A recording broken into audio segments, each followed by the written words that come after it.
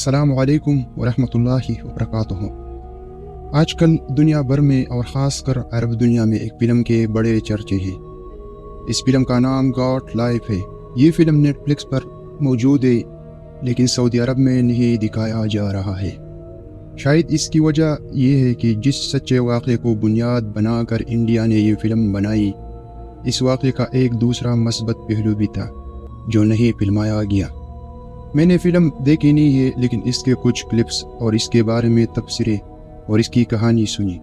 آج میں آپ کو یہ مکمل اصلی واقعہ سناتا ہوں۔ یہ واقعہ 3 سال پہلے ایک سعودی شخص نے ایک چینل پر بیٹھ کر سنایا تھا۔ وہ کہہ رہے تھے کہ 1991 میں سعودی عرب کے شہر حفر بطن میں یہ واقعہ پیش ہوا تھا۔ حفر بطن سعودی عرب کے مشرقی صوبے کا شہر ہے جس کا نزدیکی انٹرنیشنل ایئرپورٹ دمام ہے۔ ایک ہندوستانی شخص جس کا نام نجیب تھا، وہ کسی کمپنی کے ویزے پر آیا۔ اس وقت یہ شخص ہندو تھا اور نجیب نام بعد میں رکھا۔ اس وقت وہ مسلمان نہیں ہوا تھا۔ اس زمانے میں موبائل سوشل میڈیا نہیں ہوتے تھے، اور دوسرا کہ نجیب کو زبان بھی نہیں آتی تھی۔ پہلے بار آنے والوں کو دوست یا کفیل وقت پر نہیں پہنچ پاتی تھی یا بھول جاتی تھی۔ نجیب کی کمپنی نجیب کو لینے ایئرپورٹ نہیں آئی۔ اسے نہیں معلوم تھا کمپنی کون سے شہر میں ہے۔ اس دوران ایک سعودی شہری نے اس سے بات چیت کی کوشش کی۔ ظاہری بات ہے ان دونوں کو ایک دوسرے کے بات سمجھ نہیں آئی۔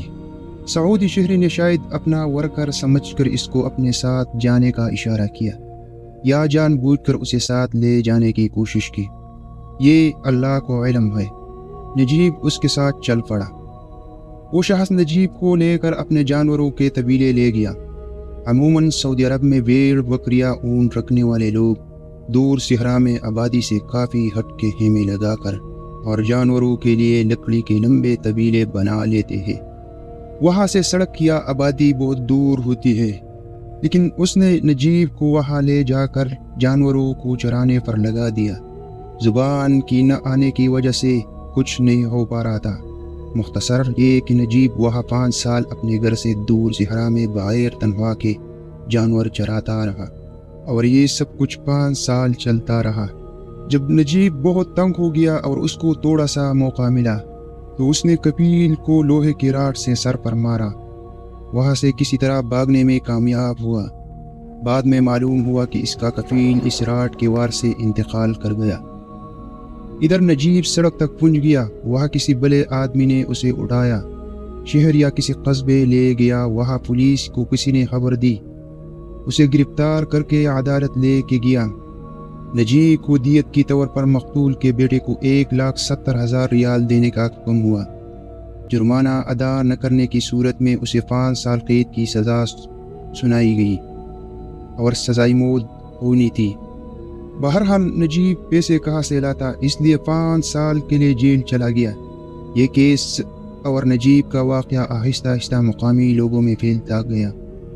کافی وقت لگا نجیب کی رہائی کے اجتماعی کوشش میں۔ مقامی سعودیوں نے پہلے جب یہ سارا واقعہ سنا اور عدالت کا فیصلہ پڑا تو وہ نجیب کے جیل سے رہائی کے لیے سرگرم ہو گئے۔ اس وقت نجیب کی دیت والی رقم کافی بڑی تھی، کوئی اکیلا شخص نہیں دے سکتا تھا۔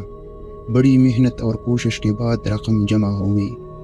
اس وقت سوشل میڈیا نہیں تھا، لوگوں کے پاس جا کر ایک ایک ریال مانگنا پڑتا تھا، لیکن چند سال کی کوشش سے بالاخر رقم پوری ہو گئی۔ نجیب کے کفیل کے بیٹے کے پاس لوگ گئے اور اسے جیل لے جا کر دیت کی رقم مجرم کے سامنے پیش کرنے کی کارروائی شروع کی۔ سعودی عرب میں قاتل کو دیت کے لیے مقتولین کے سامنے لا کر معاملہ ختم کیا جاتا ہے۔ نجیب کے کفیل کے بیٹے کے دل میں بھی اتنے لمبے عرصے کے بعد نرمی آ گئی تھی اور نجیب کے ساتھ اپنے باپ کی زیادتی کا احساس ہوا تھا۔ اس کے بچے نے کہا، مقتول کے بیٹے نے کہا، اگرچہ تو نے میرے والد کو قتل کیا لیکن آپ کے ساتھ بھی زیادتی ہوئی، اس لیے میں یہ رقم والد کے ہاتھوں آپ کے ساتھ ہوئی زیادتی کے لیے بطور جرمانہ واپس کرتا ہوں اور امید کرتا ہوں کہ آپ میرے والد کو معاف کر لیں گے۔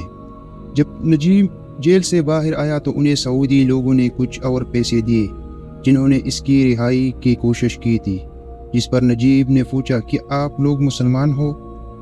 سعودی لوگوں نے کہا، الحمدللہ کیوں پوچھ رہے ہو ایسے؟ نجیب نے پوچھا۔ کیا میرا کفیل بھی مسلمان تھا؟ وہ لوگ سمجھ گئے کہ وہ کیوں یہ پوچھ رہا ہے، تو سعودی لوگوں نے کہا ہم مسلمانوں میں بھی برے اور اچھے لوگ ہوتے ہیں۔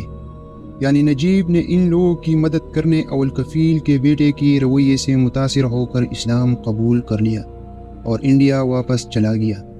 تو یہ تھی مکمل کہانی جسے ایک سعودی نے 3 سال پہلے سنائی تھی۔ آپ لوگ اگر یوٹیوب پر اس سٹوری کو سرچ کریں تو یہ عربی میں یوٹیوب پر موجود ہے، لیکن میرے خیال سے انڈیا نے انصاف نہیں کیا، کیونکہ اس نے مثبت کردار کو چھوڑ کر منفی کردار فلمایا۔ اور ہر ملک، ہر علاقے میں برے لوگ ہوتے ہیں، لیکن اس سے یہ نتیجہ اخذ کرنا یا پورے سعودی عرب کو ایسے سمجھنا بالکل سراسر غلط ہے۔ چند سال پہلے شاید آپ لوگوں نے ایک ویڈیو سوشل میڈیا پہ دیکھی ہوگی، ایک سعودی شہری جیل میں قید ایک پاکستانی ڈرائیور کے 3 لاکھ کی دیت کی رقم دے کر اسے آزاد کروا رہا ہے۔ اس ڈرائیور نے ایکسیڈنٹ میں 3 لوگوں کو مارا۔ اس ایک واقعے کی وجہ سے سعودی عرب اور عرب ممالک کو تنقید کا نشانہ بنانا ظلم اور زیادتی ہے، کیونکہ پاکستان میں ہر دوسرا چولہا سعودی عرب اور عرب ممالک کے ریالوں اور درہموں سے چل رہا ہے۔ تو نجیب کی اصلی اور حقیقی یہی سٹوری تھی۔ اگر ایک عربی نے اس کے ساتھ ظلم کیا تو ہزاروں عربیوں نے اس کی مدد بھی کی، اور انڈیا کی تو یہی عادت ہے، چاہے جنگ ہو یا کچھ اور، وہ اپنا بدلہ ضرور لیتا ہے، لیکن حقیقت میں نہیں، وہ فلم کے ذریعے